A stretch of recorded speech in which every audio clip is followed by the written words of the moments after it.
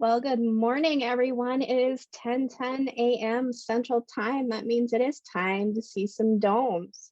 How is everyone doing this morning? I see some people have found the chat. Perfect. I see a lot of familiar names. A lot of our Dome Talk folks are with us today. So welcome back and welcome to everyone who is new to Dome Tour or is visiting us again virtually. So my name is Carrie Miller. I will be your moderator today. I will be monitoring the chat and putting links into the chat and trying to get your questions to Dennis and Derek as we can. So I just want to make sure everyone can find that chat. It looks like everybody did. If you haven't, go ahead and tell us where you're coming from today and just say hi to everyone. We encourage everyone to interact in the Dome community. And while you're doing that, I am going to start our day off today with a question for all of you. You'll see a poll launch in your screen. You're welcome to answer, or you can just ignore it if you want and just look to see what the answer is. But we're just wondering who is joining us today. Are we have dome owners or potential dome builders? Are people just wanting to look at some cool architecture today? So who is with us? We have a lot of potential builders in the audience, Dennis and Derek, so I think this is going to be a great day to show off some beautiful domes that we have on the tour today. All right. Trying to find the chat here. I don't know where it is. The chat, depending on how you're coming into us today, it could be at the top of your screen. You just have to hover the mouse over the top of your screen or at the bottom. I will make it easier here. One second. No, I didn't realize sharing. I didn't realize you could hear me there. Yeah. So that's a good segue into my next. Let me end the poll and I will segue into my next thing. So we have the majority of people who answered our poll this morning are potential builders. So we have 17 of our folks here that answered are potential builders. So welcome to the potential dome home family. I am going to keep mics muted for the most part to reduce background noise. So just be aware that I will be muting everyone as you come in and keeping you muted. Now, if you do have a question that's more complicated, just throw me a line in the chat and we can find a good spot maybe to unmute you and ask your question. If it's something that's going to take, a paragraph or War and Peace to put in the chat, might not be time efficient. So just flag me down in the chat and we can find a spot for you. But otherwise, I'll keep all your mics off just to keep that background noise down. And welcome everyone. So who the heck are we doing this dome tour today? We are Natural Spaces Domes, owned and operated by Dennis Johnson and Tessa Hill. Located in North Branch, Minnesota, we have a complex of an office dome, 3 model dome homes, a screen porch dome, 2 workshop domes, and a furnished prototype of a mini dome are option for small living spaces. We invite you to visit our complex for an in-person dome tour wearing a mask at this time. Natural Spaces domes are easy to build, healthy living spaces. They're fantastically energy efficient and provide you the best housing value around. We hope that you engage with the dome community while you're in this virtual dome tour. So please feel free to chat with each other and keep an eye on the chat for links and questions that we'll put in there during the course of the dome tour. I'd like to introduce you to our hosts today, Dennis Johnson and Derek Miller. Dennis is the dome guru and has decades of experience designing and fabricating domes. He knows what works and what doesn't and has designed over 1,000 domes worldwide. His patented dome connector system is the best available. He'll help you at every step of your dome dream as a contractor, builder, designer, and dome owner. You're always going to want to talk to Dennis about your dome ideas. So he's going to be explaining a lot of the dome features that we see today. And most of them, I think, Dennis, off the top of your head by memory, if I were. Yes. We haven't stumped you yet on any of these. No. Our project manager, our project manager, Derek Miller, is our other host today. He joined the NSD team a few years ago, bringing with him a lifetime of construction experience and handles a wide variety of responsibilities for us. From collaborating with Dennis on project management and client contact to working in the shops to refine building techniques, he's familiar with the dome process from the ground up. He's also our video guy, filming and designing the educational videos for virtual classes and tours like this one. So without further ado, Dennis and Derek, let's get our dome tour started. All right, this is my partner here, Tessa, my wife. Give her a little introduction here. Thank you. Glad you're all here. Yeah, we are. It's the other part of that introduction is that Carrie is the wife of Derek. So we're all related here. Yeah, family business. We're coming to you from North Branch, Minnesota. We're about 45 minutes north of Minneapolis, St. Paul. It's a gorgeous day here. It's going to be 87 degrees Fahrenheit, 30 degrees Celsius. Yeah, Rather warm for a May morning. I woke up, it was 70 some degrees here. Not typical, Yeah. but we'll take it. right. Yeah. Okay. Well, we have. We've got 9 domes. Go ahead, Derek. I was just going to say, yeah, we have 9 domes for you guys, so we'll kind of get fired into it quickly. And we definitely encourage questions. We know, obviously, we want you to be able to get the opportunity to see domes as good as possible. It's not the same as being in one, of course, but we have a lot to get through, so we'll kind of try to get through them, and whatever time's remaining, we want to have available for questions. But at the same time, we're going to try to take a couple questions throughout. Something pops up in the chat. In between each dome, we'll try to answer a couple questions. So I guess we can just get into it, huh, Dennis? What do you think? Sure, why not? All right. Here we go, guys.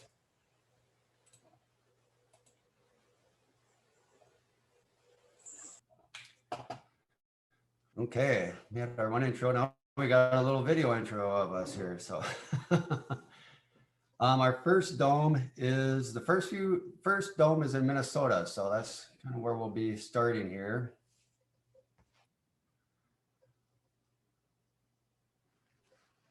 This is the landscape around us here in North Branch. Aerial view, zoom. We threw a couple of pictures in here just of us putting up a dome for dome school. Thought that way you can see a little bit of the skeleton before you see the dome, so you can kind of just get a couple of visuals of how this stuff goes together. So, all right. So this is Cheryl and Dan's dome up north, Spring Lake. And they got a double dome, so you get to see a couple here, which is kind of nice. A nice big connecting link between them. So, yeah, these guys did a phenomenal job on their interiors of the dome. They really did a great job with all the woodworking they put in there. Very beautiful on the inside, which you'll see soon here. Believe it or not, it was below freezing this day. So it looks nice, but it was a little chilly. Yeah. A larger dome is a 40-foot diameter, high-profile dome. The other one is sitting on top of basically about 12-foot high riser walls. There's a garage underneath it. It's a 30-foot diameter dome. Right. So as we come up to the top of the stairs, that's the larger dome that we're looking into now, the 40-foot, which is the home on both levels. And then we're panning over to the smaller dome that Dennis was just describing that sits on top of the garage. So there's the home portion on top of it and then the garage below it. So kind of a neat feature of the domes, like this is a little bridge they have going across above the entryway. So it's kind of neat. We often put stairways on double domes. We put the stairways in the connecting link, frees up the dome from a design standpoint. Some of the walls on their upper level here do not go up to the dome wall, and that's an option for you. If you've got a family, you'll probably want to run them up to the top, but if it's just the two of you, you can leave it at 7 feet, 8 feet. The laundry here is on the upper level. It easily can be anywhere you want it to be these days. There's an egress window, Dennis. And you got a glimpse of the, You got the glimpse of the cupola on top there that did not have a floor underneath it. And we often do that. Provides a lot of light and ventilation inside. This is up in northern Minnesota, probably about an hour, hour and a half from the Canadian border. Cheryl and Dan may be on this video. I mean, on the Zoom video that we have. Cheryl is with us today. Yes, she's here. Okay, good. Hi, Cheryl. You can see how people live inside of a dome. Furniture arrangements are usually specified by the people. We try to lay them out or provide a layout that's going to work in several different situations when we do drawings. You'll notice the open railing here on the top with the wire, horizontal stainless steel wire. It's all in what you want for a decor. All of these domes, you're going to notice that the curve of the dome on the second level is not as steep as people think it is. And there's quite a bit of room on that second level right out to the floor line. This is a cupola with a alternating tread stair, call it a monk's stair. And it's got operable windows really on all 5 sides. Great ventilation. Those can be automated too, so you can have them controlled from the main floor. We're still on the upper level here. You can see the opening between the 2 domes. We take out the pentagon, as you see there on that screen. Going back down to the main level. Makes a nice entrance area where your guests come in, mudroom area.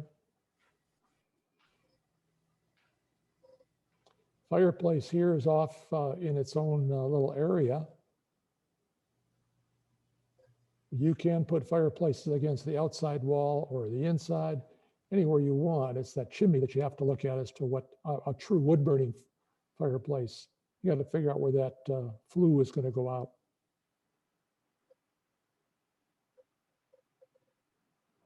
We're still on the main level.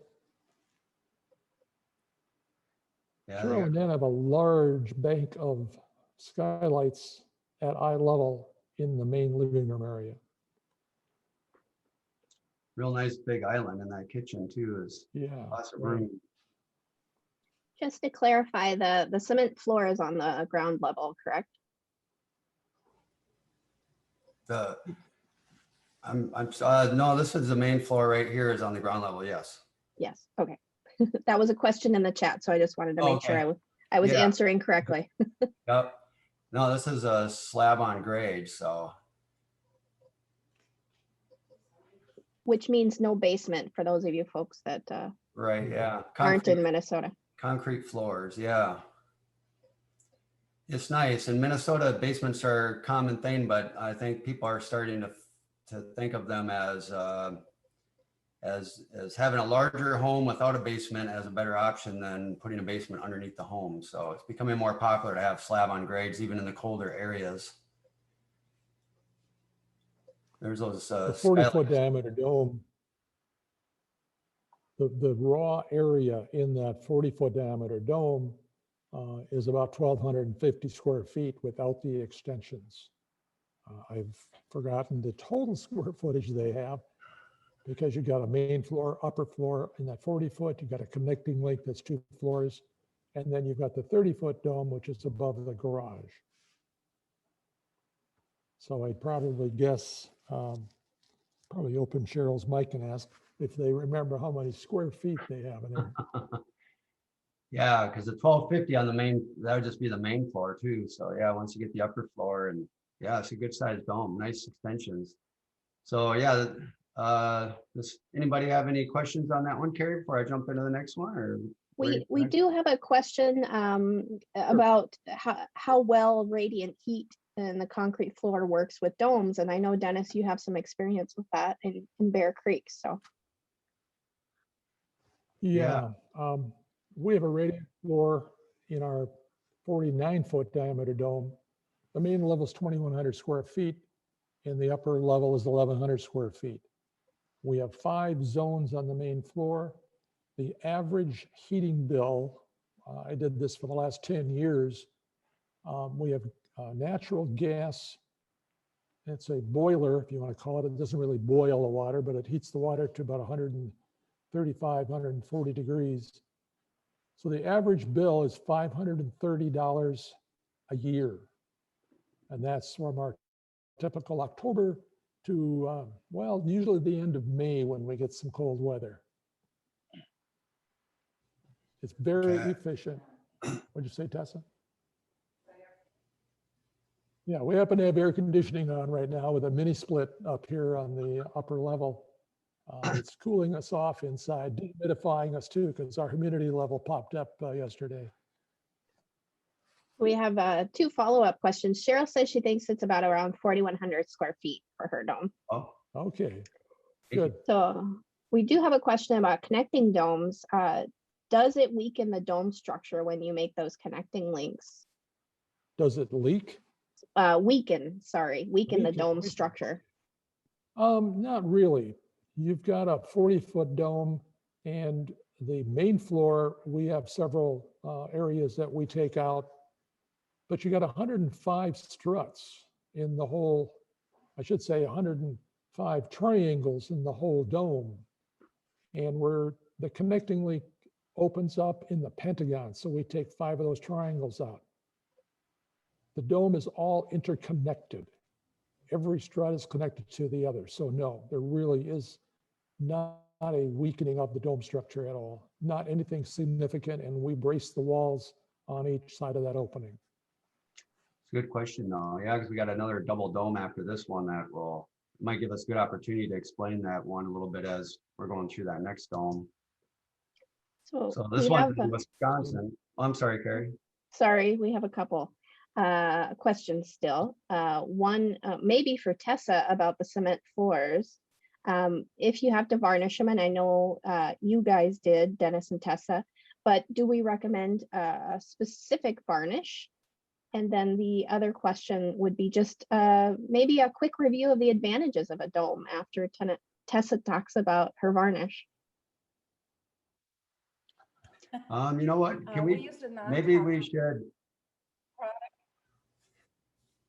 I was just going to say, should we table that question?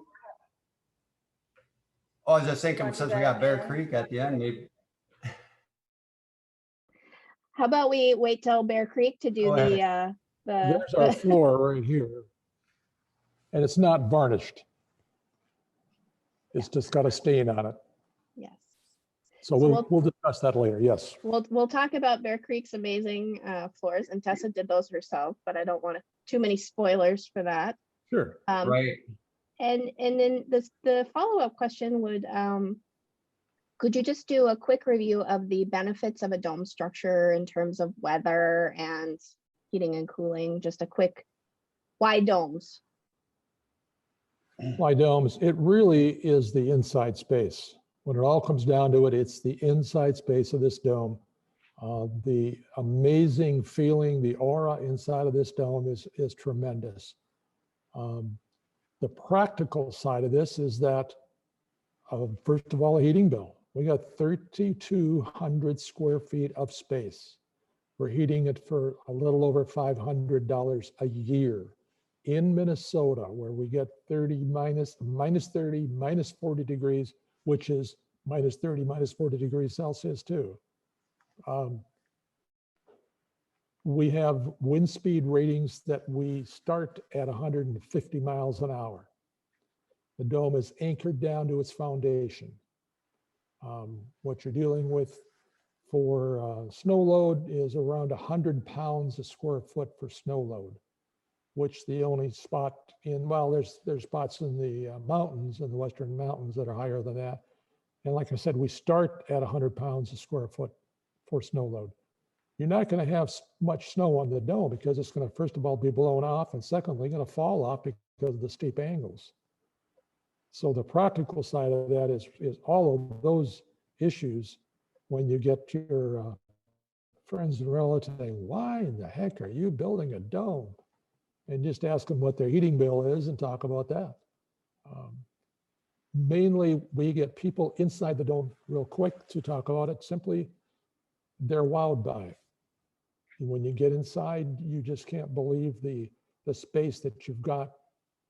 We always leave part of this open. This is our living room, dining room, kitchen area, and there's a second level that we have with a balcony all across.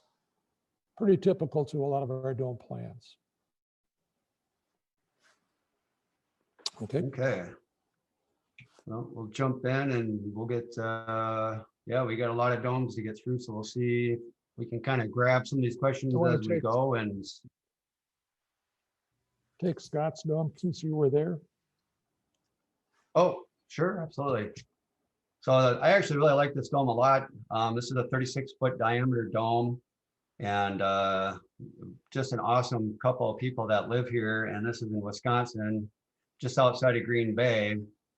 And as you can see, you walk in and the dome is kind of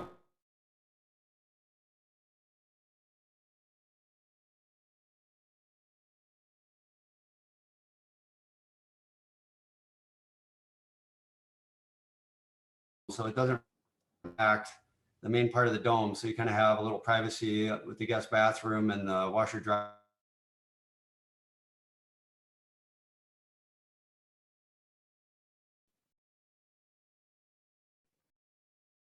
You guys are Or freezing Scott. a bit. What's that? You guys froze. Oh, did we? Okay. Yeah. Can you hear me now? Yep. Okay. We got brand new internet here, so it's kind of, all the bugs aren't worked out of it yet, so I apologize for that. But for spiral staircases, they got a nice large one. It doesn't, you don't feel like it's a real tight spiral as you go up it, which is nice. And they have a really nice stone fireplace. You can see the back side of it there a little bit. That really is a nice dominant feature in the dome. So just one main bedroom on the upstairs. So they got plenty of room up there. They have a little home office. Kind of a nice little dormer setup. I'm not a big fan of dormers on domes, but this one actually works out pretty nicely. It creates a nice little nook where I believe Sonia has her office at home there. So it kind of gives her an opportunity to work from home, which of course nowadays is a nice opportunity. So right here is a little office. And like Dennis talked about earlier, they opened up the Pentagon. You can remove all 5 of those struts, and then they just bumped it out a few feet, just enough to have a little space there and some windows that they can open and close for ventilation. They have a nice walk-in closet on the left, and then it just kind of looks over the dome, which is kind of nice. Nice bank of windows there, or skylights on the dome as well. And then a couple upper skylights for some natural lighting. Actually, I'm going to pause it here, Dennis. You brought up a good point on this spot.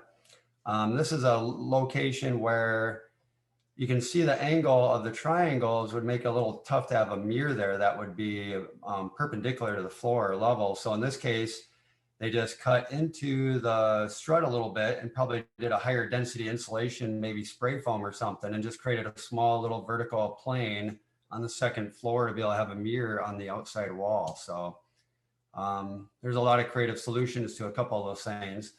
Often you can orientate it where the mirror is not on an outside wall, but in this case, they wanted it there so that, you know, the sink was underneath a skylight. So it kind of worked out good for them.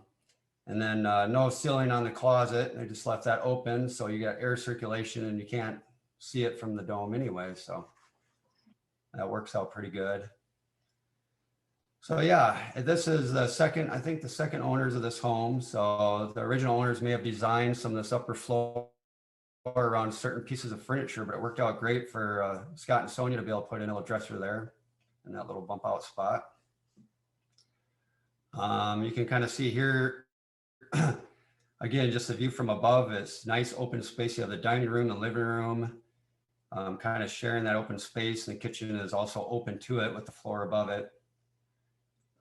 So, and Sonia is an excellent cook and loves to entertain and cook. So they got a nice big island there that they is kind of open to the rest of the dome. So they can have a lot of people over and entertain them fairly easily with, it's amazing how many people you can fit in a dome, really, for, you know, on a per square footage basis. You can get a lot of people in here comfortably. So you can have some good get-togethers.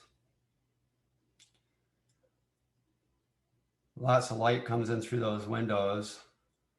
They're kind of orientated where they get a lot of sun. I think they're south, I want to say they're south east a little bit. So they get a lot of natural sunlight in there, especially, you know, they're on the lower level of triangles. So when the sun is low in the sky during the winter months, they get a lot of direct sunlight during the winter. But then in the summer, when it's a little higher, more hitting that glass more vertically, it doesn't get so much sun in. So that's kind of nice. So Somebody was asking if they had a masonry heater in the dome. In this dome, I guess I am not sure. We, Do you know, Dennis, what they did originally? that one is not a masonry heater. That's the regular. We got a delay going on here, I know, but this house does not have a masonry heater. This is a regular wood stove insert that you see, a regular fireplace insert. We do have domes that have what are called masonry in fires going, Russian stove. There are different names to them, but that's a large mass of brick, and you heat it and it'll stay heated for 3-4 days. And we have several domes that have that type of a masonry heater in the dome. Yeah, that was all real stone as opposed to veneer. So I'm sure if you did time, so this is the lower level, of course. You know, they have the mechanical room down there and a bathroom and a little family room and a couple bedrooms. So it's nice with the one bedroom on the upper floor and a couple bedrooms down below. It gives them their main floor to be wide open just for, you know, shared space. So it's kind of nice. Kind of a nice floor plan. A 36-foot diameter dome is almost 1,000 square feet on the main floor. I think it's like 950, Dennis, is that right? Yeah, close to that. Okay. The model number of our domes is the square footage of the main floor of the dome itself without any extensions. So this one is called a model 950. It's actually 968 square feet. But you can get a good idea when we look at the model number. You notice that's half in the ground, basically. The lower level is 3 or 4 feet down. Right. It allows you to have some nice windows above the soil line. And I had to get a quick shot of this. This is his man cave, of course, as you can see. And they make their own wine. That's why I showed the vine in the very beginning. And I was fortunate enough to be able to try a little bit. It was phenomenal. And I thought this was just a neat room. So I got a couple seconds of footage here because I thought, boy, I can't let that go by. So this is Rick and Peg, and they were up by the first dome we saw up in Spring Lake.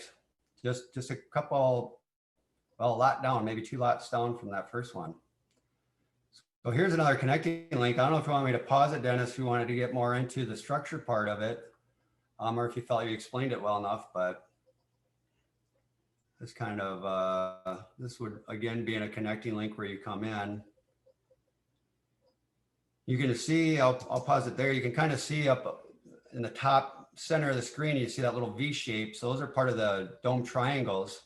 And so you can kind of see where they opened them up. And like Dennis said, it doesn't really compromise the integrity of the dome or the structure of the dome at all. And you can do this in 5 different locations on a 3-frequency dome or a 4-frequency, or pretty much any of them other than a 2 frequency or smaller, you get a little more limited on how many openings you can put in, but this really is a split level dome. So you walk in and you walk down a half level and up a half level. This does have a lower level basement, which is not totally underground.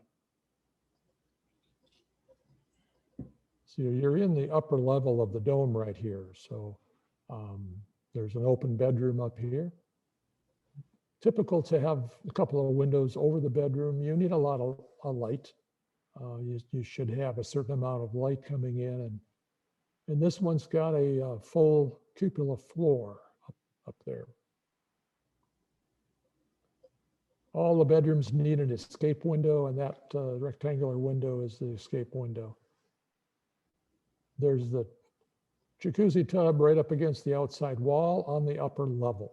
So you can see that it, yes, it curves in, comes in some, but not a lot.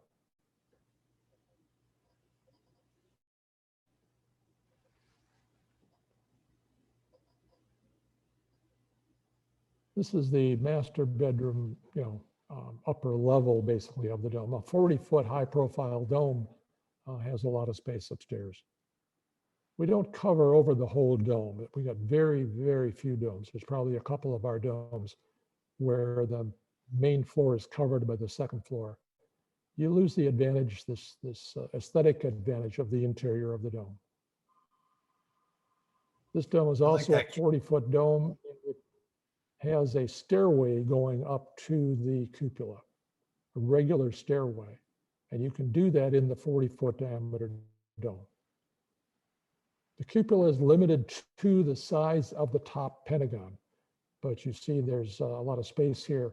There's a dome in Minneapolis where she has her queen-size bed up in the 40-foot cupola floor,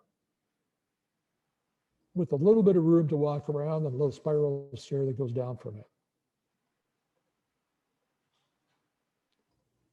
This is always fun. When you're walking up and down stairs, you see this dome curving up and over. The dome does not need any support from interior walls. So you're free to do whatever you want on the inside. There you see a typical living room grouping, dining room, kitchen around the corner.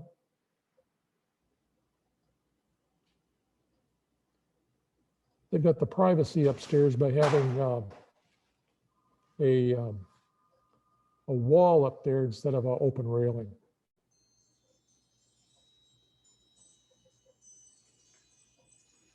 And here's a triangle skylight they put in the kitchen where they turned it into a bit of a trapezoid to make it fit in there, around the cabinets and stuff. So you can do whatever with the skylights. You're not limited to just triangles. You can kind of modify them or customize them however you want. It's kind of nice.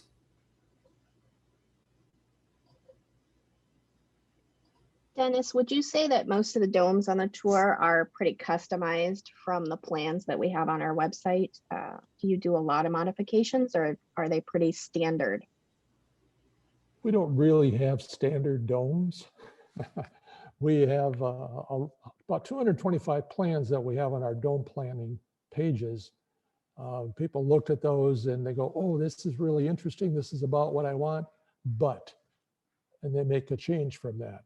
Or they get ideas from one to another, or from one size even, and then they want a different size. Almost all of our plans, I have to say, are what are called custom plans. There's some variation on it. Occasionally, you'll see some plans, and I kind of know which ones they are. They work very well. They show off very well. So, talk louder. Okay. The interior paneling on our domes is a spruce paneling. This paneling in the dome that you see is not.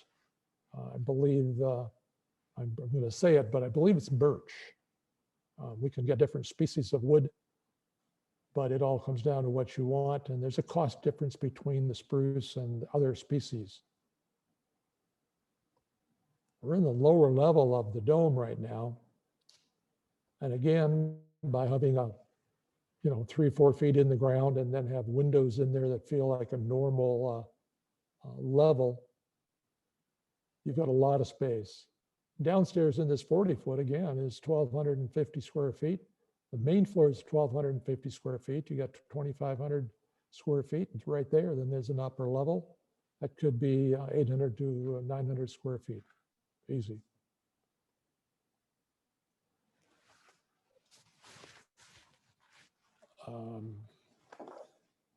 Yeah, this one, we got just a couple shots in the garage here, but it's kind of neat to have a dome garage as well. You could see that you could put a little loft floor up here or something. They got, this one's ventilated. You can see the ventilation port right there. And you can see the ventilation cap, I'll call it, on top of the dome to the left there. Cheryl did mention that was Pine Tongue and Groove. It's her brother's home, so she said Oh, is it pine? Okay. pine It's on there. the pine from northern Minnesota, right? Yep. They did a phenomenal job on these domes. I mean, they really, the interiors are really well done.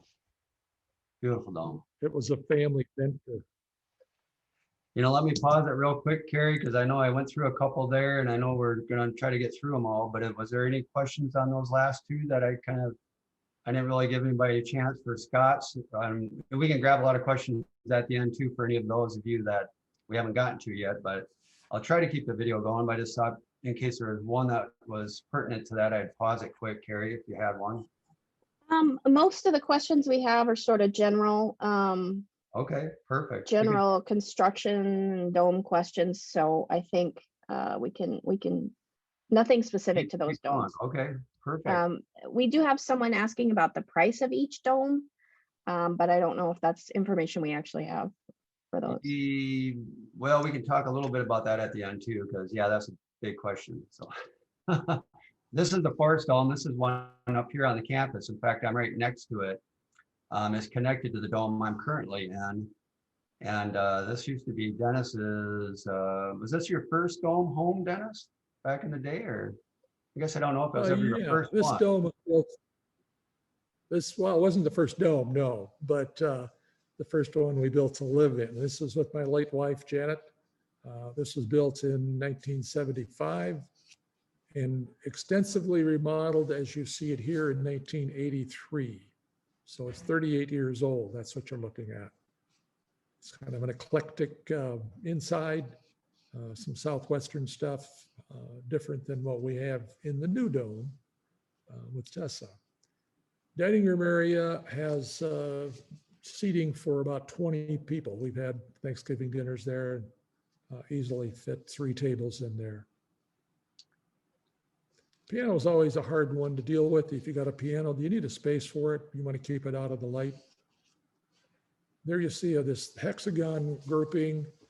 We have some fireplace. It's a wood burning fireplace inside. It can actually heat the house.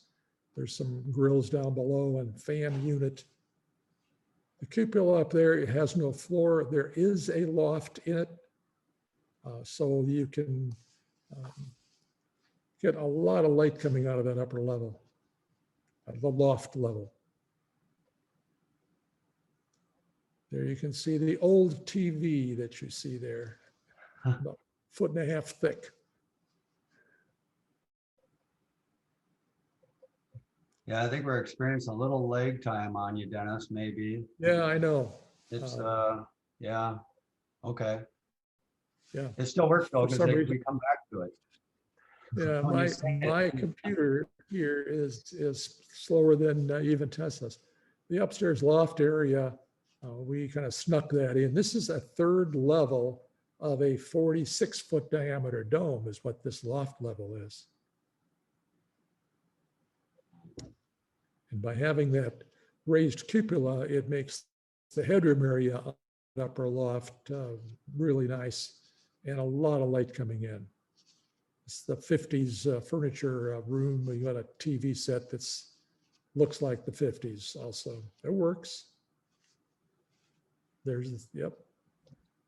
There's a small window seat that we've got.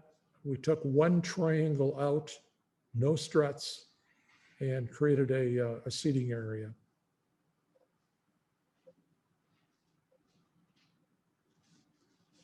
And you're looking at the paneling in the dome, and this is spruce, and this is from 1983. So this wood that we have is 38 years old.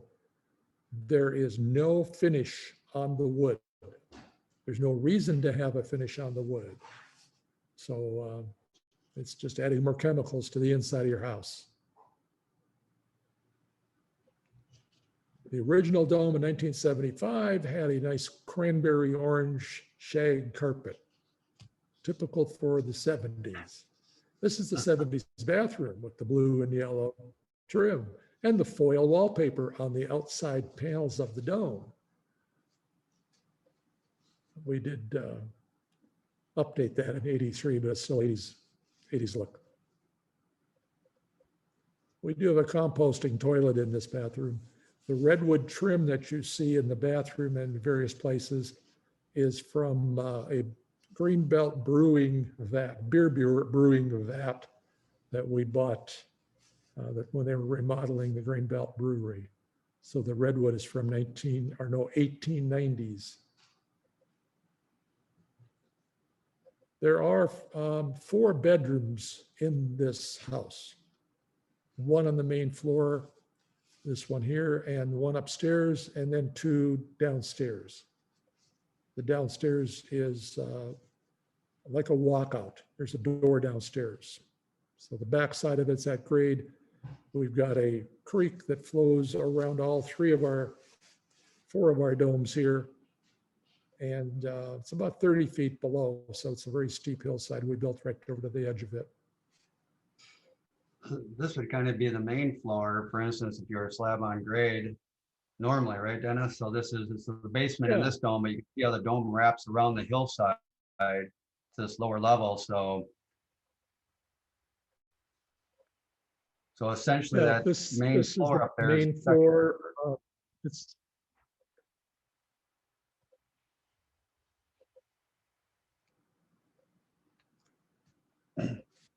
you notice the videotape machine and the videotapes, right? Yeah. It's a nice master bedroom. It faces to the east so that when the sun comes up, especially in winter, when the sun angle changes to come right straight through the windows. But that's what a dome is all about. This window light area, it's tremendous. It's telling you what's outside. You have a very strong connection with the outside when you're in a dome because of all of those skylights that you're going to have in various places. You can tell what's going on. A conventional house, you're in a box, and you don't usually have skylights. So this is the dome I'm currently in right now, called the guest dome, and this is connected through that connection link you could probably see there to the dome we were just last in, the forest dome. This is a smaller dome. It's 30-foot diameter, but it doesn't feel small when you're inside. You can see there's a large, good-sized bedroom here in the extension.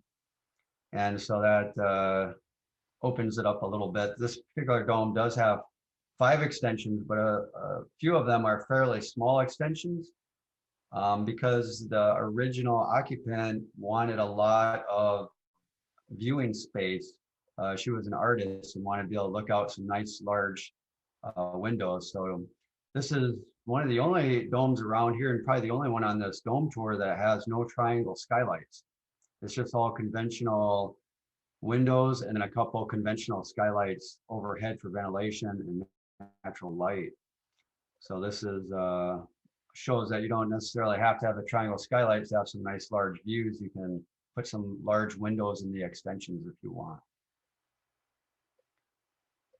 Good sized bathroom. This was handicap accessible. Originally it was designed that way. So there's a nice large bathroom, big shower. I stay up here a few days a week when I got a little bit of a commute, so I kind of live in this dome part-time, and it's nice to have a large shower like that, even if you don't need it for handicap reasons. It's just nice. At least I like it. So, but as you can see, lots of natural light even through conventional windows. Dennis definitely designs that element into a lot of his homes and domes that he does. So little loft up there it was mostly for the second people that lived here. I think it was the second family that lived here, had a little girl, and that used to just be a storage space up there, and Dennis converted it into a little room for her. So the ceiling height, I'm 6'4", I can stand up in the very center of it, but that's about it. It's really kind of more of a kid's room, but it works great for that purpose. So kids love it. Dennis has a grandchild that comes to visit every once in a while, and he comes running in there and goes up there right away every time he gets in the dome, loves it up there. Light switches about 2 feet off the floor. Everything's kind of set up for, little kids. So it's pretty cool. You can kind of see the screen dome out there. We don't show it in the dome tour, but there's a little screen dome through the window. You can see there that's just essentially a domed, the framework with screening material attached instead of exterior panels, just to kind of create a nice bug-free area. It has a little partial roof over it, so if you have a table under it, it starts to sprinkle or rain, you can get shelter from the rain, but in other words, it's wide open. So there's that little room up there again. And you can see the two conventional skylights up there for ventilation and natural lighting. But in other words, all the windows are conventional. So we do have a question, since we're on the dome with many extensions. Do the extensions affect heating costs of the dome? The dome itself per square foot is very, very energy efficient because you have less surface area to lose heat. So the extensions on this dome are going to have the same R value and insulation quality as the dome itself, but they will not be as energy efficient as the dome itself. So yes, they would technically create a small compromise to the overall efficiency of the structure. So for instance, this is still very energy efficient, but if you wanted to maximize, if you were to build a dome 100% based on energy efficiency, you would be better off building a larger diameter dome with no extensions. That's not really a good design necessarily, but yes, they do compromise efficiency a little bit. I'll mention that But in this case, we're dealing with on these domes. What we're dealing with on these domes that you've seen here, the forest dome and we call the guest dome, these are 15-inch thick walls. The R factor is around 45, 44, 45. There are no studs in our triangles. They are wide open, full of insulation. These also, the ones up here that you just saw, are ventilated domes where there's an airspace between the insulation and the outside panel. So the new one that you'll see at the end has 18-inch thick walls, and the R value is 64. So that's where we are today.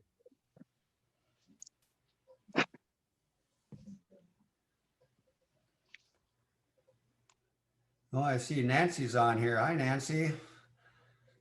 Our office manager joined us this morning to check out the domes. She's probably been in all of these herself, but good to see you.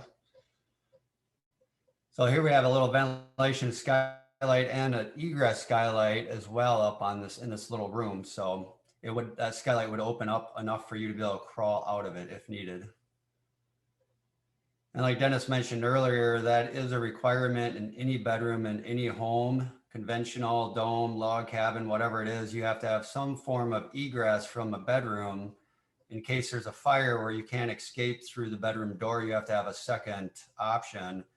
And in domes, it's not difficult to do. There's many options. You can take out a whole pentagon and put a big skylight in there. You could do a dormer like on Scott and Sonia's dome where you could go out that way, but somehow you have to have some kind of egress or escape option. So in a dome, typically it's a large ventilating skylight that will open all the way and provide egress. we have some better shots, I think, of it too in a couple other domes coming up. So to point that out. But The guest dome has cedar paneling on the inside. Again, no finish on the cedar. It's got a little bit of a rough sawn, resawn face that we have. They are miter cut at the corners.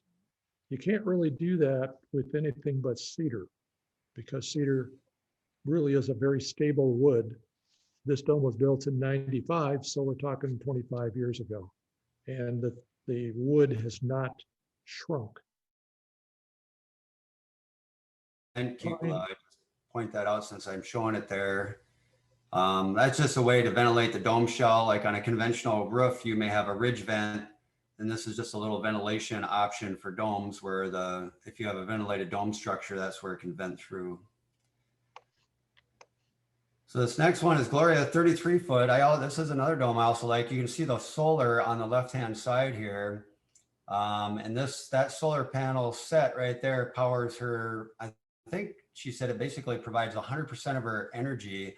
And I think she's able to sell the maximum amount she's able to sell back to the electric company. And I may be wrong on that, but I kind of remember saying something about they sized it.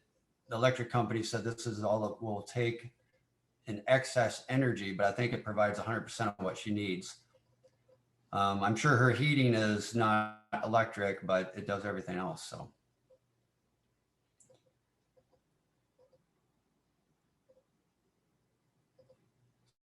even though this is not a real large dome, Dennis put in a real nice large staircase in it. So it's not a small little stair to walk up on. It's kind of nice. Those tiles were actually, she was a elementary school teacher, and those tiles were produced by some of the students at the school, and they made them for her. So she incorporated some pretty neat features like that into the dome. She's got a few neat features. In this bathroom, she has a stained glass.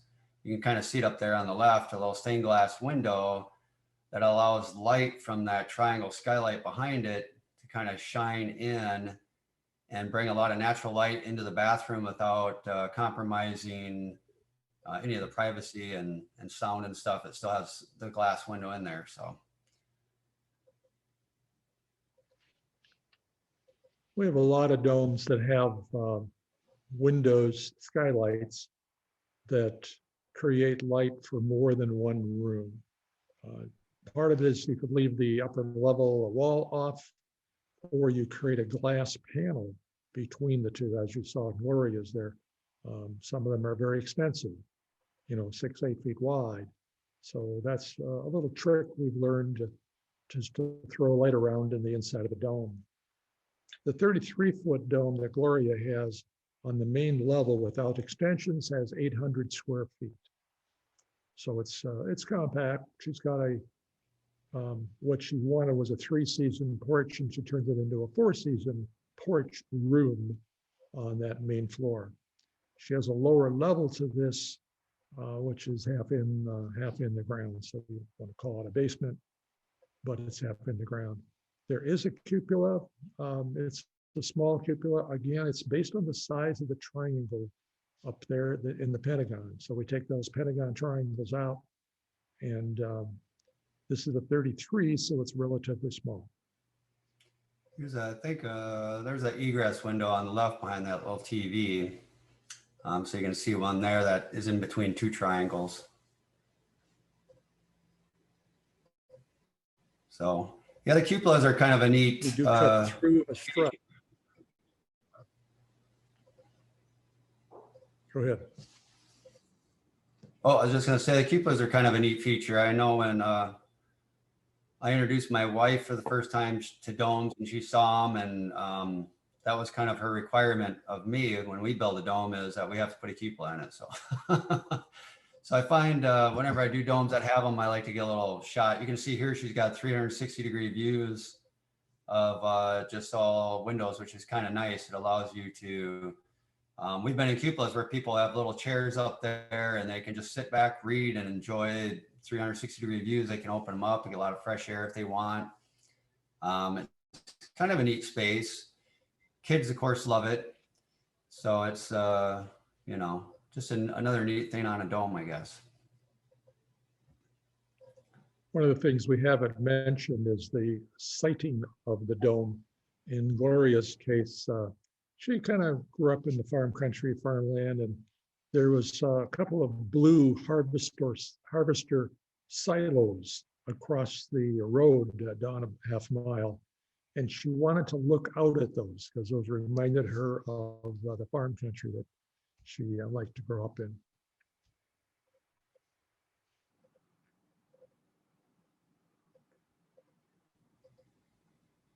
You can see the ventilation windows that we do in the riser walls.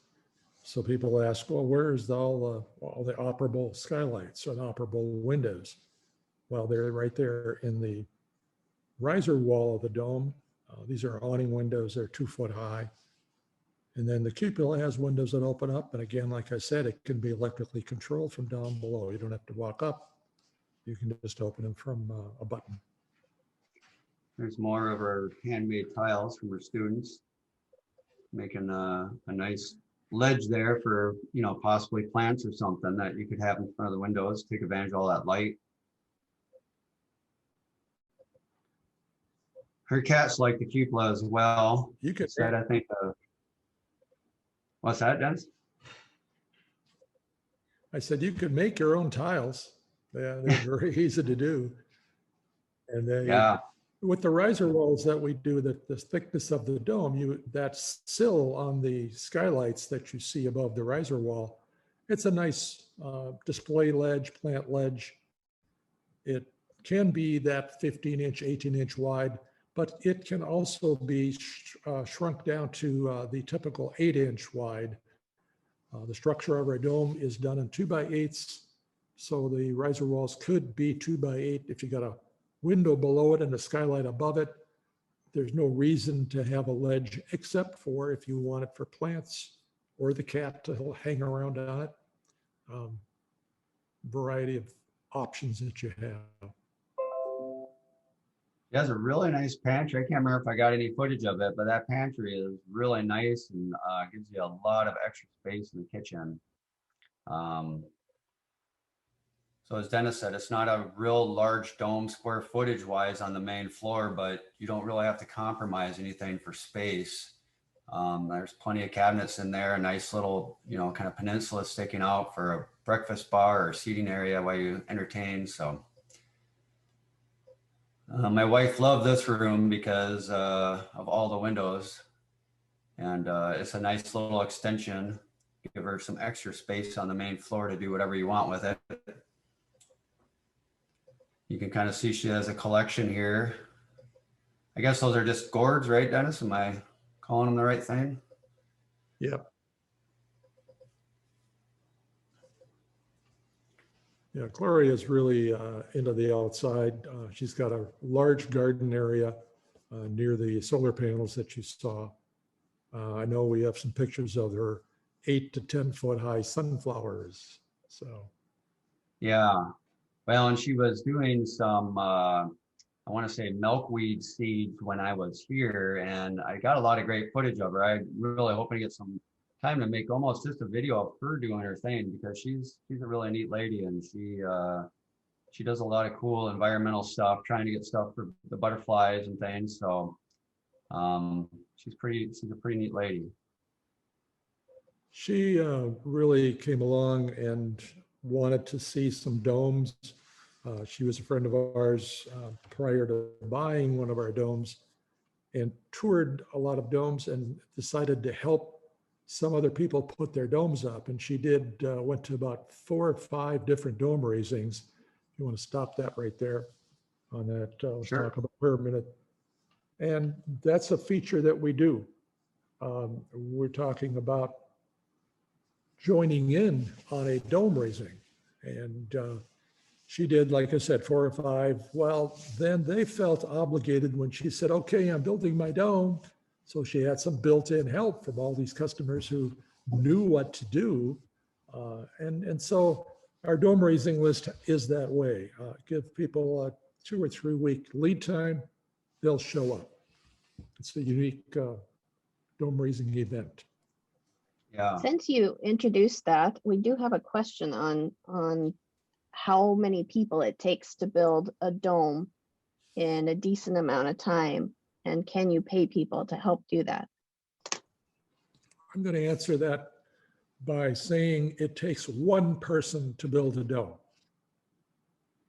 We've had one guy, and he wasn't very tall, and he built a restaurant dome, a 40-foot high profile dome down in Durham, North Carolina. So it took him a while.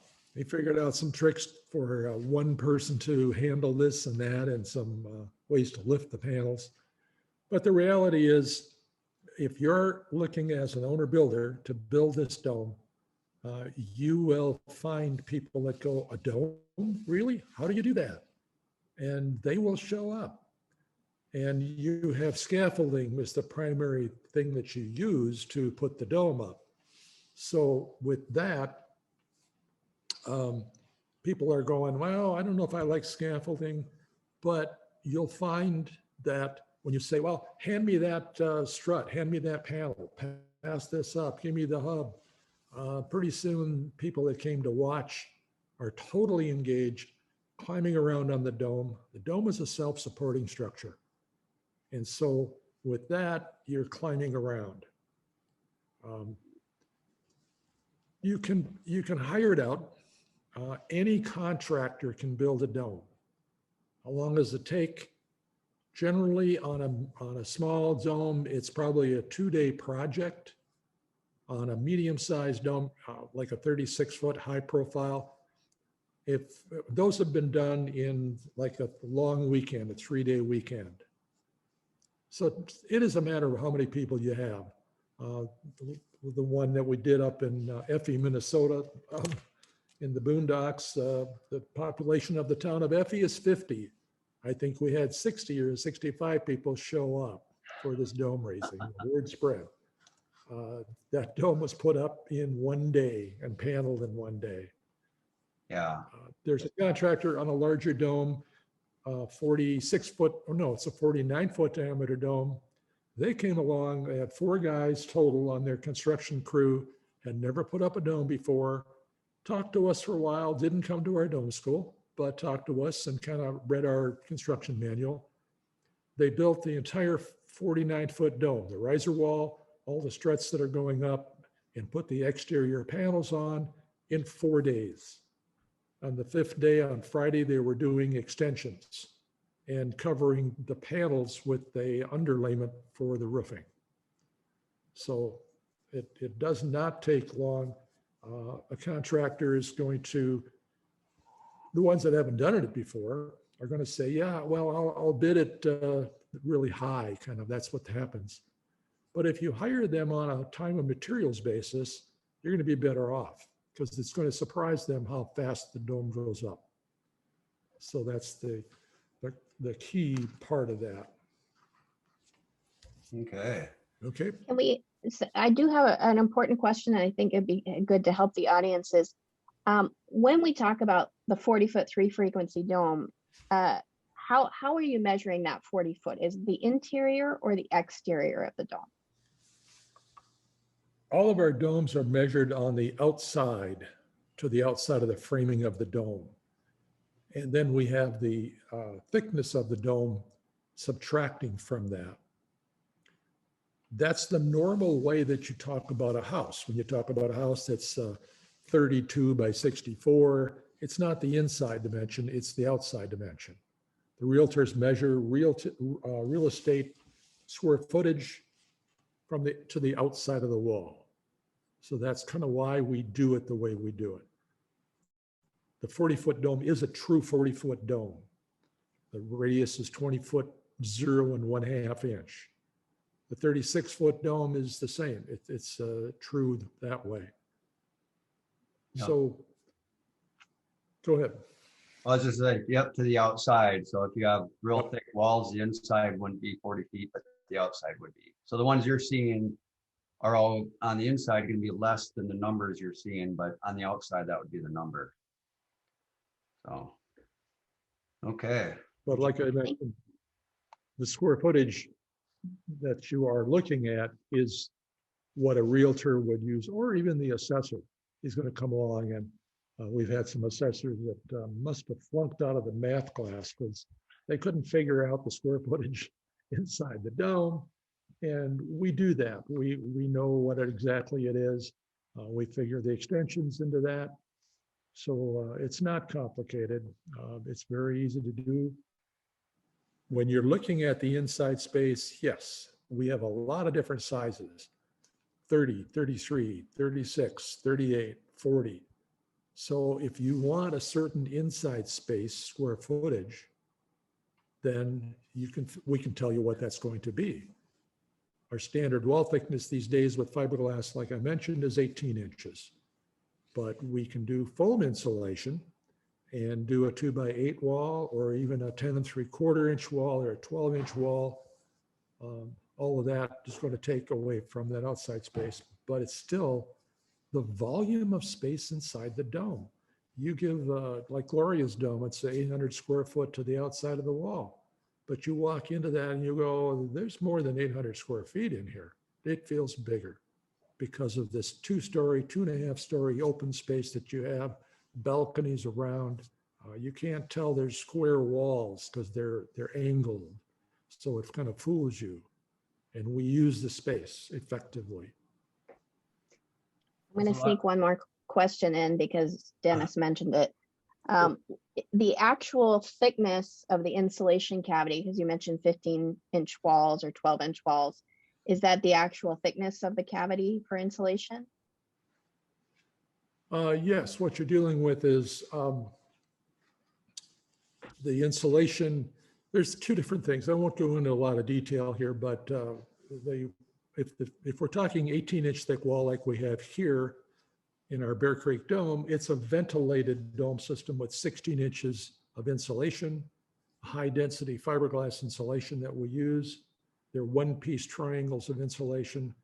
There's an airspace between the insulation and the outside panel. If we're using foam, it's sprayed against the outside panel from the inside. We do a hot roof, and if we did an 18-inch wall, which is done, there's one dome out in, several domes out in around the country, but the one out in Salt Lake City is 18 inches of fiberglass, totally filling the wall, no ventilated airspace, so you call it a hot roof. So there's a lot of things that we do. We want that R value to be an R60. You're down in Texas, we'd like to see an R60. You've got heat, you've got air conditioning. So that's a pretty standard thing. How you get that, there's several ways to do it. And if cost is an object, or if you're an owner builder and have to do it yourself, we can walk you through those things in the design process. All right. All right. Yeah. Good questions. Good questions. You can see here, since it's been paused on it for a while, the size of that lava lamp, huh? It's compared to that outlet. That thing's a monster. All right. So this is another nice dome. Another one in Minnesota here, but this is a 40-foot. So this is up the diameter. And let's see here. I think I waited so long. I gotta do this. There we go. All right. Another split level as you walk in. So this one was a owner builder dome as well. So Gloria is the last one we watched, like Dennis said, helped out on a lot of domes, and she built her own dome. And this one was an owner builder also. So again, they're simple enough to put up that a lot of people that are not normally contractors or in the construction industry feel confident to build these themselves. However, having said that, go ahead, Dennis, sorry. I've got a lag time here. These are cedar panels on the inside. You don't see any hubcaps. You don't see any batten strips. Again, because cedar doesn't shrink.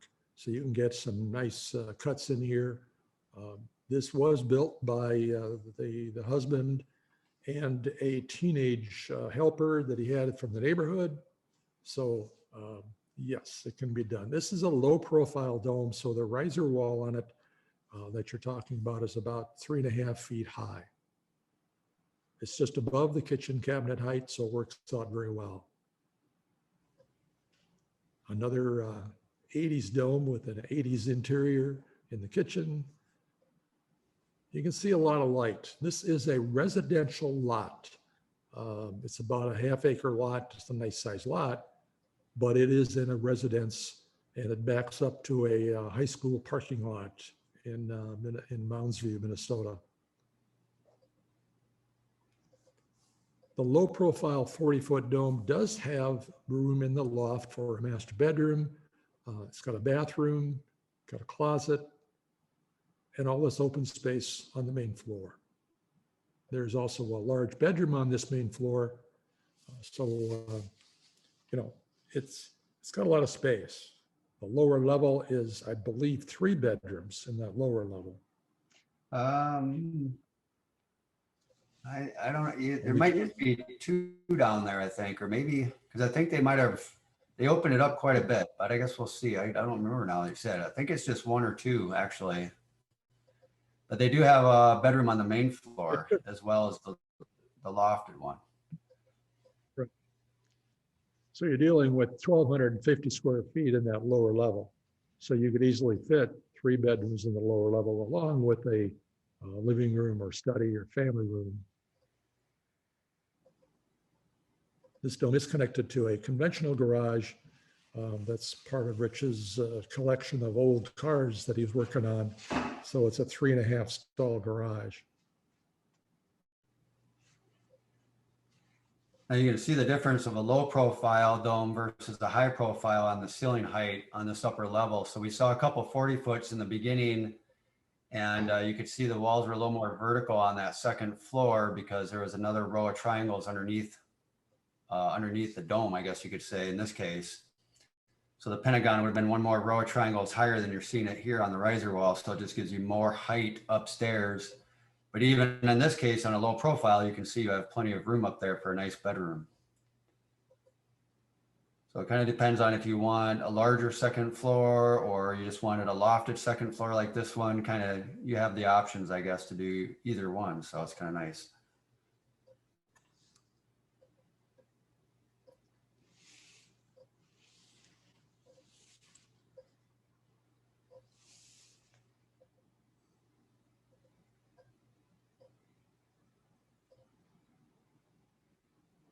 There's the main You can floor see bedroom. in the various rooms, this house does have a wood foundation basement, half out of the ground. And we do that, we still do that. It's treated wood. So it really can give you, as an owner builder, the option to actually build your own basement. And you don't know concrete, you don't know concrete blocks. There are other options for an owner builder to deal with that. Bear Creek Dome here does have, all of our domes here in the headquarters complex that we have wood foundation, either stem walls, lower levels, crawl spaces. It's all wood foundation.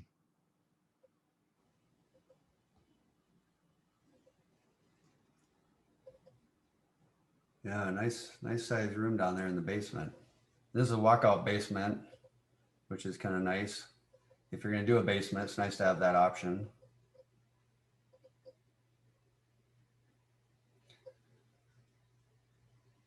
So yeah, these are I think the current owners or the second owners very excited about living in a dome, and it's a beautiful dome. So you see here, Stop it. you want to talk about that? Eric, you can talk about it because I've got a lag time here. We figured out that we're connected on Wi-Fi. We connected with an Ethernet cable. So you take over and talk about this roof, what they shouldn't do. Okay. I'm gonna let it go to that one frame where it shows some of the updates, so I can show a comparison. So roofing of a dome is not any more difficult than roofing of a conventional home. I think a lot of people assume it's extremely complicated, and it really isn't. However, there's just like anything, there's going to be one or two details that are unique to the structure because it's a unique structure. And here's a shot where we can kind of show the contrast between them. So roofers that are not thinking of how to roof the dome properly will often resort to just putting caps on what they consider hip ridges, which are the joints in between the triangles. But as you can imagine, seeing water running down this is going to hit those ridge caps, and those ridge caps are the shingles that go over the joints of the triangle. And in this case, it kind of almost wants to scoop the water into that joint. So you can see kind of the lighter colored shingles is where they did it properly, and the shingles just themselves overlap the joints so that the water just runs down and overlap and continues on. So this is a problem you don't see in a lot of domes, but this is a good opportunity to point that out, that domes are not difficult to roof, but if you roof them wrong, and this is one way of doing it, that will lead you into some kind of problems. And so yeah, there is a right way and a wrong way, just like anything else. And usually ridge caps don't belong anywhere on a dome except for off of an extension where there's an actual ridge.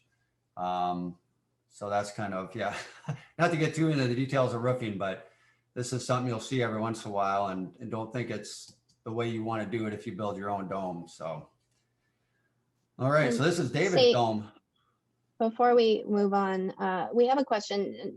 Dennis, can you ballpark how much that last dome cost for the audience? Well,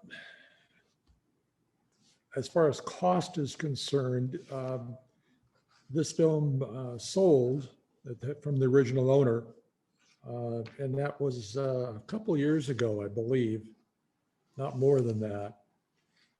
I've forgotten almost what the sale price is, but it was a reasonable price. I want to say it was in the range of $250 or $280. I could be off on that. Home prices these days are really gone up quite a bit, especially in the Minneapolis area. So the cost is really, we do cost analysis. There's a cost square footage cost calculation guide on our website, and it's what you put into that.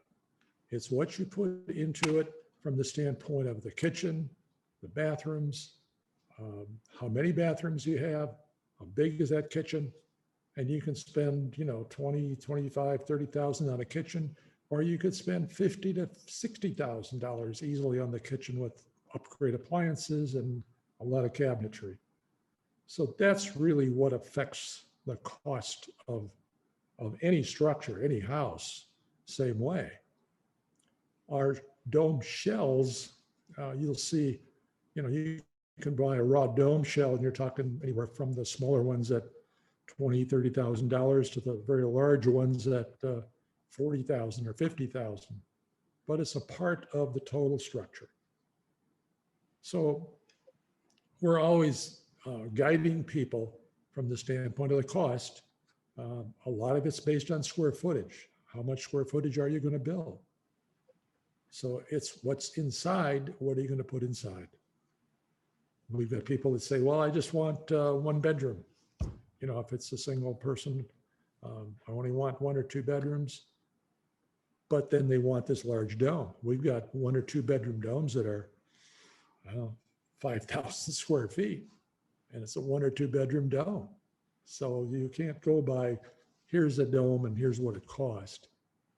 The domes around the cities, Minneapolis, St. Paul, we have quite a few domes because this has been our headquarters. I'm going to venture to say there's probably in the range of 400 domes in the Minneapolis, St. Paul metro area that goes south to Red Wing and western Wisconsin and up where we are, but that's what we have. Domes are selling all the time. And people say that you can't sell a dome. No, you can sell it. If you can't sell a dome, we'd have all these domes sitting on the market. They don't sit on the market. People are interested in them. They're energy efficient, like any other house. If it's complete, if the design is nice, it's going to sell, and it's going to sell fast.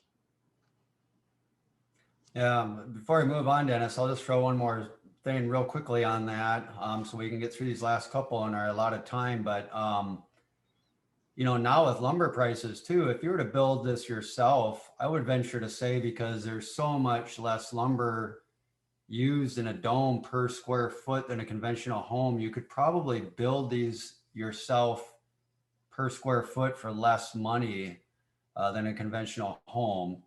You know, if you have somebody build it, it may cost more like a custom home pricing, because there's some unique features that the contractors will, you know, bid a little higher to give them extra time to address some of those details that aren't just, you know, everyday run of the mill for them. But as far as materials go, I would say per square foot, you're not going to be able to build a conventional house as cheaply as a dome if you're just looking at from a material cost. There are some components of the dome that are fairly expensive, like the custom triangular skylights. But overall, I think that they're a pretty good value in that respect. But I won't go down that rabbit hole too far, because that's a big conversation. But I just wanted to bring up the lumber thing, especially in today's market where lumber is very high, that domes use quite a bit less lumber. So, okay, and this is That figure that we use is 60% less lumber, because we don't need all of the struts in between 16 inches on center. We've got pictures of framed houses, conventional houses, similar square footage to Bear Creek, 3,200 square feet. And it's a huge amount of lumber that it takes to do that. You have attic spaces, you have trusses. You can say, well, a truss is more efficient. It really isn't. Our dome strut can be built just with 2x8 struts. And here's like this dome I'm in. This is a 49-foot diameter dome. It's got 250 struts. They're less than 8 feet long. If I give a builder 250 pieces of 8-foot lumber and say, hey, build me a 3,200 square foot outside shell to a house, you'd think I was crazy. You can't do it. So the efficiency factor comes in materials. So that's a big part of what we're into. okay.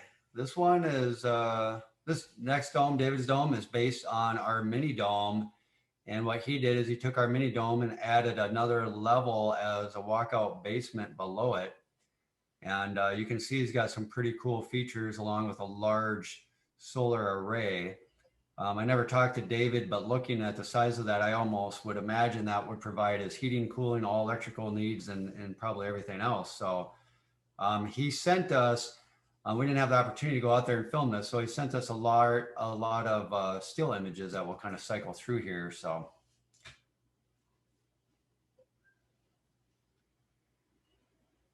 And that's the fly eye. Is that what that's called, Dennis? The fly eye dome? Yes. One of Buckminster Fuller's designs. That's pretty cool. He's got that. Not sure where he got it, but. Yeah. The lower level on this is a walkout basement. So we took our mini dome and created this lower level, which has a master bedroom in it with a large bathroom and closet and utility room. So yes, it's a mini dome, but it's a little bigger than a mini dome. So square footage wise. Yeah. Square footage on the main floor of the mini dome is 400 square feet. So the lower level is a replica of that. So he's got 800 square feet. The upper floor loft is probably 125. So it's just under 1,000 square feet. That's still a small house. This is the upper floor in it from the standpoint of the space use. He's got a small spiral stair that goes up there like you saw. It's open, very open, airy feeling. It doesn't have, closed in feeling. And we look at those tiny houses and you crawl up some weird little ladder that's hard to get to. This is a standard little spiral stair that goes up here, but you crawl up into this. This is 8-foot ceilings on the upper floor in this loft space. So, and it's open on the left down to the kitchen and open on the right down into the living room area. You could close those off if you wanted more space upstairs. Easily done.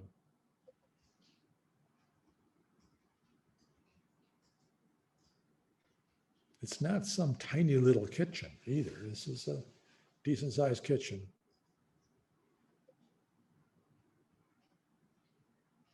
Yeah, you can see it's still under construction a little bit. He's doing some of the finishing touches on, but he was, again, nice enough to share some photos so we could show people another version of the mini dome and things you can do.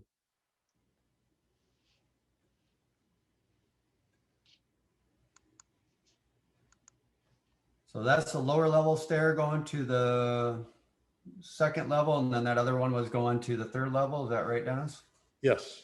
Okay. Spiral stair going downstairs from main floor to downstairs, walk out downstairs, and then a smaller stair going up to the loft.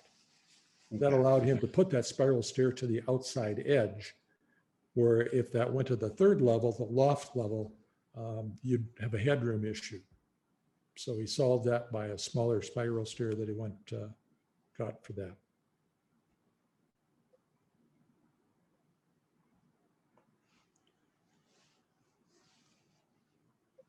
Yeah, it's kind of a neat shower. I like that.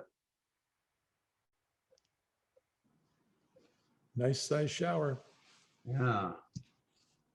Okay, well, we actually, for Bear Creek Dome, and if you have questions, this is where you're going to want to stick around. This is Dennis and Tessa's dome. This is the dome Dennis is in currently. Beautiful dome. It's got a big wow factor whenever anybody comes to visit our domes.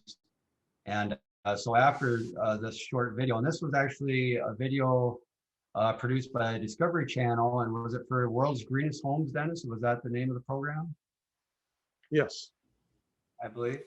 And so so we put a snippet of that video in here. Some of you may have seen it since it is, it's actually on our website, but we wanted to run it again for those of you who haven't.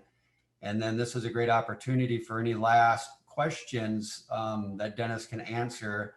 And Tessa, I don't know if I cut you off earlier, but you were starting to talk about the floor, but since I knew we were coming back to this, we can maybe elaborate a little bit more on the floor as well. Tessa did all the finishing of this floor. So she's kind of the master when it comes to staining concrete. So she'd be the one to talk to with questions, but I'll let this video play. Dennis will give us both a little bit of a break since there's audio already built into the video segment.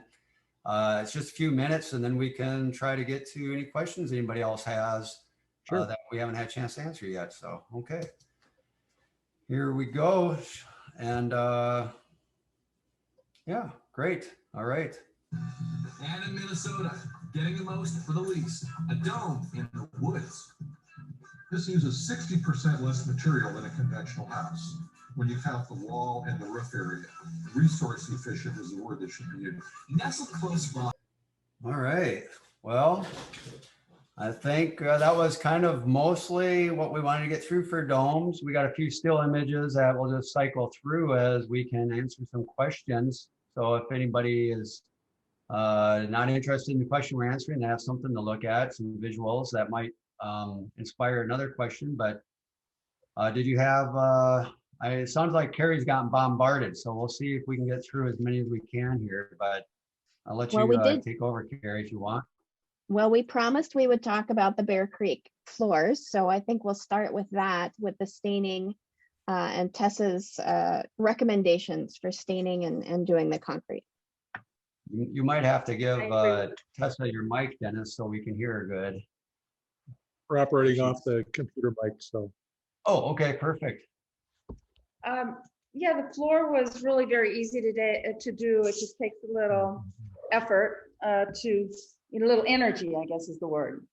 And I'm just thinking that just about any of you could do it. The recipe for the materials that we used are on the website.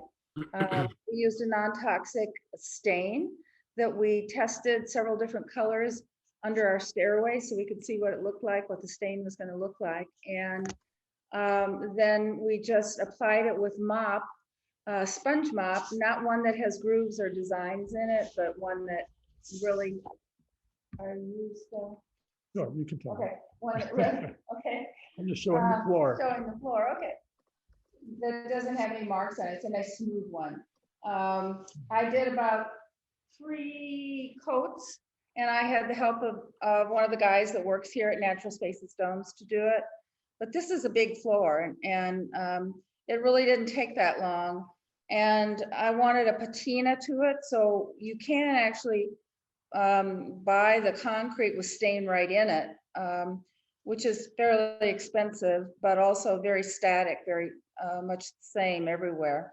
And I wanted the difference. So it's very easy to take care of. I love the concrete floor because, you know, it's just so easy to clean, and pets and animals and things coming in, no problem.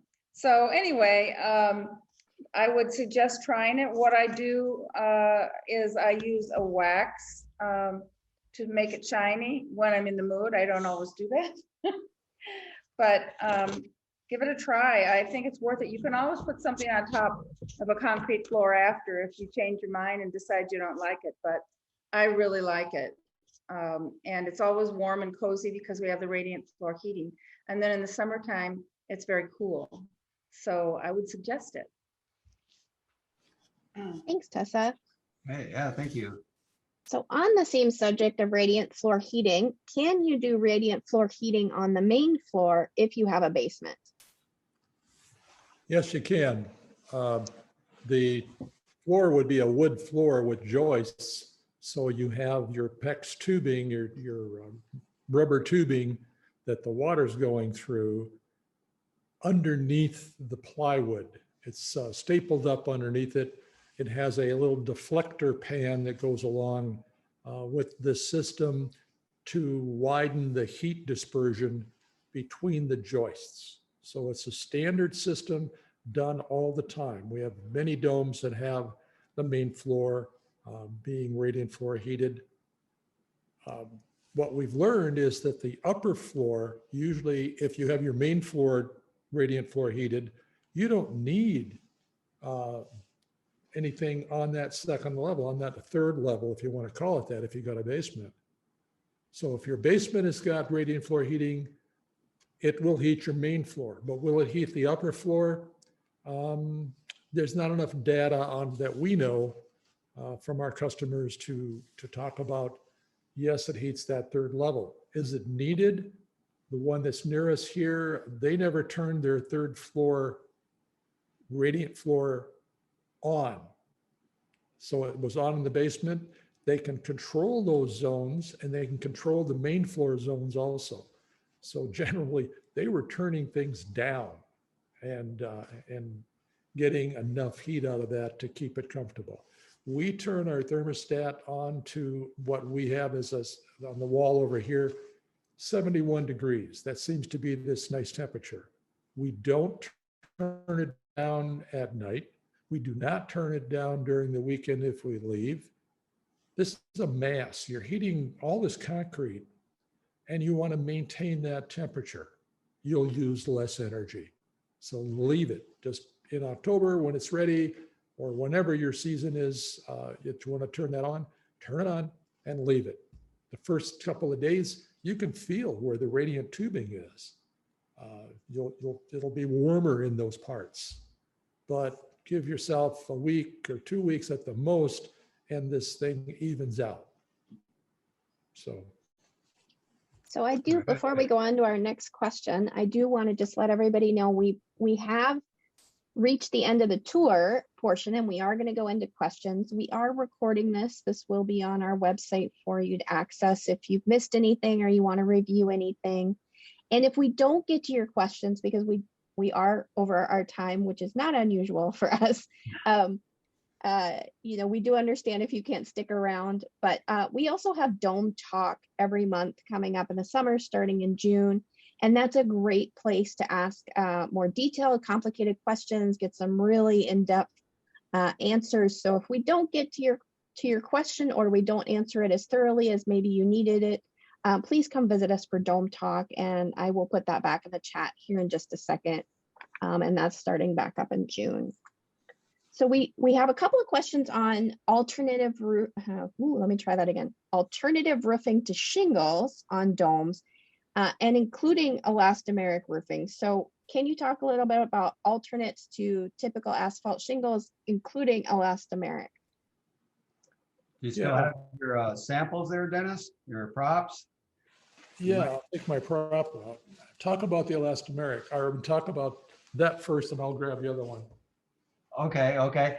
Yes, there are a few options. Elastomeric is one that I think a lot of people like the idea of, because it looks kind of futuristic on a dome. It really shows off the geometry of the dome.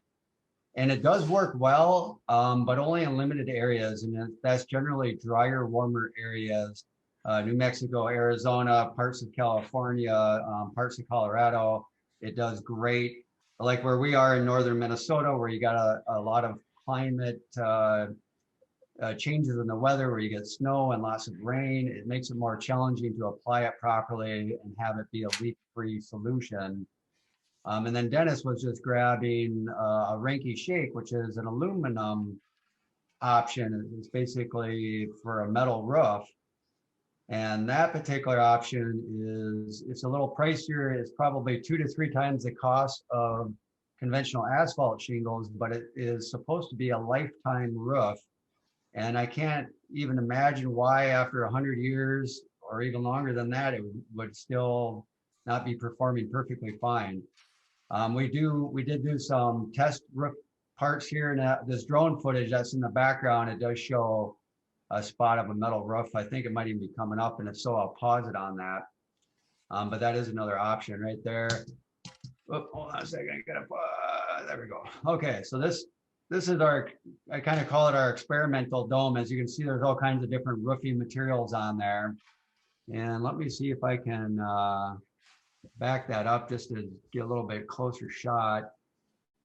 So the red portion and the gray portion kind of to the right-hand side, the lower right-hand side, are 2 different colors of metal shakes that Dennis was just holding. He actually has the newer version, which is a little bit larger than these and a little bit thicker as well, but they're real similar to these. And these are called Ranky Shades. And so you can do a metal roof on a dome. They look great on domes.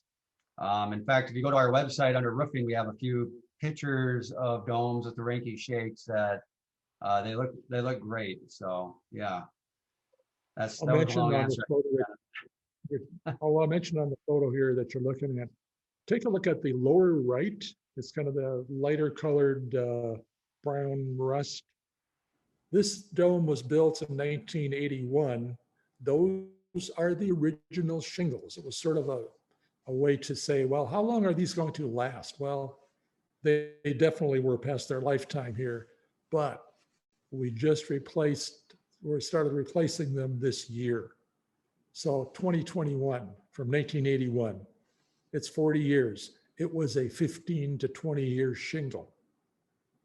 So it worked, it lasted not quite 40 years, but we do have the original shingles on the Forest Dome. Those were done in 1883 during the remodeling that we did. They're still on. They were 35-year shingles and they look great. There's not a problem with them. The shingles that we currently use, asphalt shingles, are Malarkey Legacy. And it's a 50-year shingle. That's 50-year shingle. So the elastomeric roofing, like Derek said, you want a dry climate zone to do that in. The aluminum shakes are an option. But most of our domes are going to be done with asphalt shingles. So your color selections are there. Malarkey has some very nice colors, about 10 different color combinations that they have. It's really a great roof. It's got hail resistance, tremendous hail resistance on those shingles. And it is a 50-year shingle. And in knowing that my 35-year shingles are way beyond 35 years and still looking good, I really feel this is true for a 50-year shingle. Yeah, I think so. The materials are just getting better as they have, now they're composite shingles. And so that increases the life of them and the durability of them as well. So there's.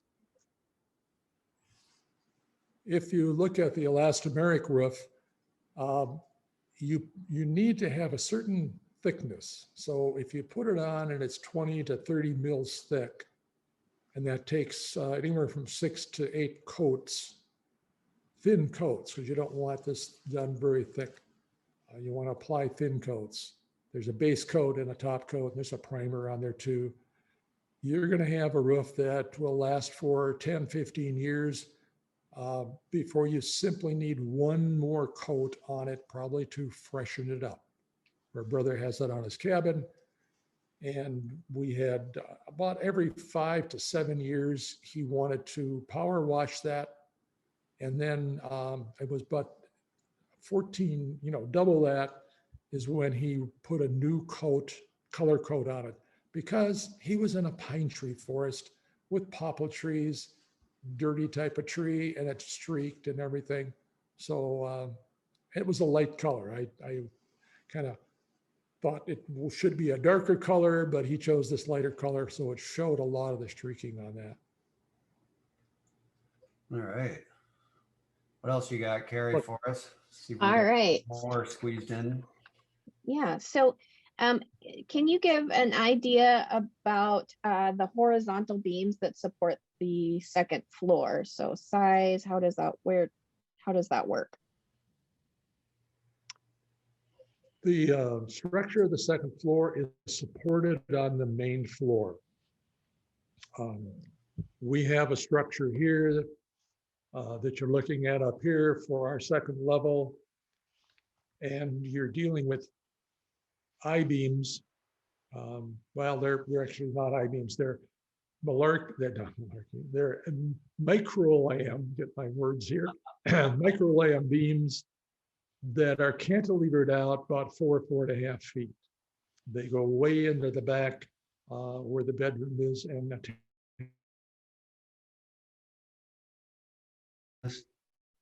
oops, we got some freezing.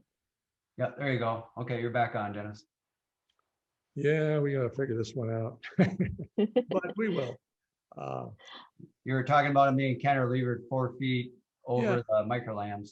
And they are going back and attached to a rim joist that goes around the inside of the dome. That is, that doesn't go into the dome shell of the dome. We want to keep that as an insulation layer and vapor barrier layer and air barrier layer. So we don't want to really penetrate through that. You're going to compromise that when we do a validated dome shell. So we stay out of that dome shell and support everything on an inside wall. You always have inside walls. You got a bedroom, you got a bathroom, you got closet space. They're there. We don't really hang it from the dome. We can, we have in our shops. We've done that. You need to have the engineering data to prove that for the building inspector when you do that. And yes, we can do engineering for that. But by the time you're done spending $500 or $1,000 to show the building inspector that here's an engineer certification that you could hang that from the dome, you could buy well, you've already bought the material. You already have the main floor walls. You don't need to hang it from the dome. So we've got an 18-inch thick wall. We can hide a post inside of that wall. All we need is the 2x8 outside structure. So we can put a post in that wall, cut through the inner 2x4, which is a non-structural component, and support a beam that we run into the wall. So you don't even see where the post is. It's hidden in this 18-inch thick wall. So no two domes are alike on that second floor. So we look at what your floor plan is and how to support that. It's all part of the design that we do. Very simple, conventional framing. We don't do radial framing of floor joists. You might change angles here or there, but you're dealing with 16-inch on center generally, or 24-inch on center. So. All right. I think that Okay. Well, I think we'll take one more question since we're over time, and some of these are kind of complicated, and so might be better to start dome talk with them. And so the last question I think we'll take for today is, what is the advantage of a low profile dome over a mid profile or a high profile? Is it cost? Is it aesthetics? What's the advantage of a low profile dome? A low profile dome is really something that means that you don't need a lot of second floor space. It's going to reduce that second floor. And if you just want one bedroom, depends on the dome size. If it was 36-foot diameter, you could actually fit a bedroom up there, but it'd be small and it would be in the center of the dome. So at some sizes, you can't fit much up there. The dome that Derek is in has that room up on top, and it works well for a kid's room. So that's 30. The 36 on a low profile, you can fit that one bedroom. More than that, can you fit a bathroom and a closet up there? Probably not. So you go to a 36 high profile dome. Now you've got 2 bedrooms, a bath, closet space, all that room. You didn't change the main floor. You didn't change your square footage on the main floor. So that's how we look at that. It really eliminates what the difference between a low and a high is one band of triangles. So if we were to eliminate this band of triangles that we have, and we've got over here, we'd eliminate this band of triangles, if you can see me in my little screen, then we'd have a low profile dome, and it would sit down on top of the riser wall. Low and high and mid relate to the geometry of the dome, the height of the riser wall here, where we've got this 3-foot high windows. We have a view out here to a creek below. So with us, we wanted those to be tall windows. So we did a 40-inch high riser wall and a mid-profile dome on top of that, because we like the height involved. We have a cupola up on top without a floor for lighting and for ventilation. That's the main purpose. So you look at it from that standpoint. Do you want one floor living? We've got one floor living here. We've got one floor living where it's the master bedroom, bath, closet, kitchen, all the stuff that we would use is on one floor. The upstairs to us is the guest bedrooms. Kids are coming, friends are coming. We have this complex of domes here. It's interesting. We do a New Year's Eve party and we say, okay, you're staying over, because we've got about 7 or 8 bedrooms combined here with all these domes that we have. So we can do that. So it's all on how you're going to live. What do you really want for yourself? What's important? Yeah, if you need that upstairs space because you've got the kids, or you want to do a basement space, you know, we shy away from basements. It's not really these days the best space to have, but some sites might dictate it because it's sloped ground and you got 8, 10, 12 feet of slope, then you need to do a lower level. We're doing a dome right now. The design is a very steep site in near Salt Lake City. And that one, I believe the lower level is about 10 feet because of the hillside. We had to do 10 feet to have the upper level or the main floor at grade on the back, on the side of the dome at that point. So we look at your site situation, and maybe you got a view. You know, we did the beach dome in North Carolina. We had a lower level. You were 9 feet off of the dune before you got to the first level.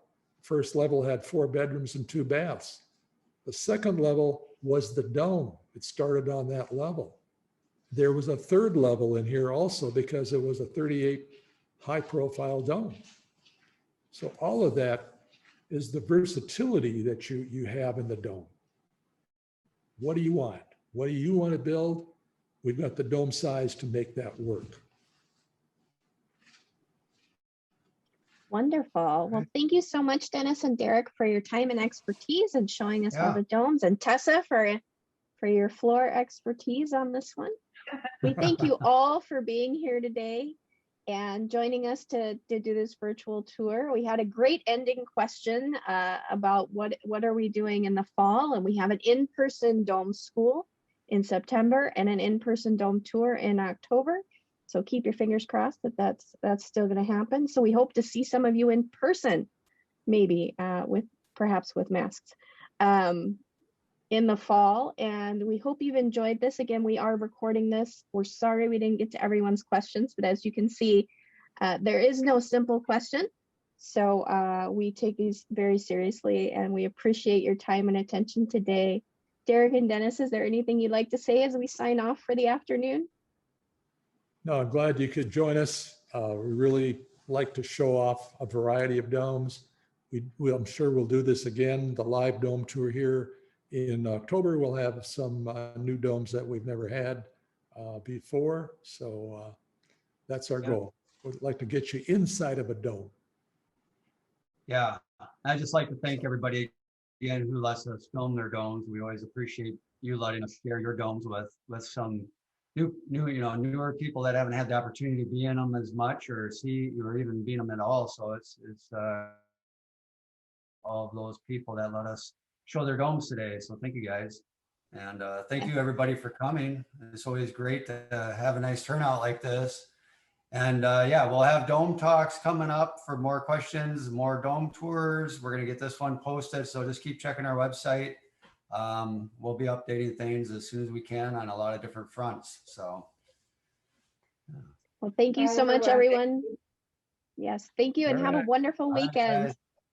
Yeah, have a good weekend, everybody.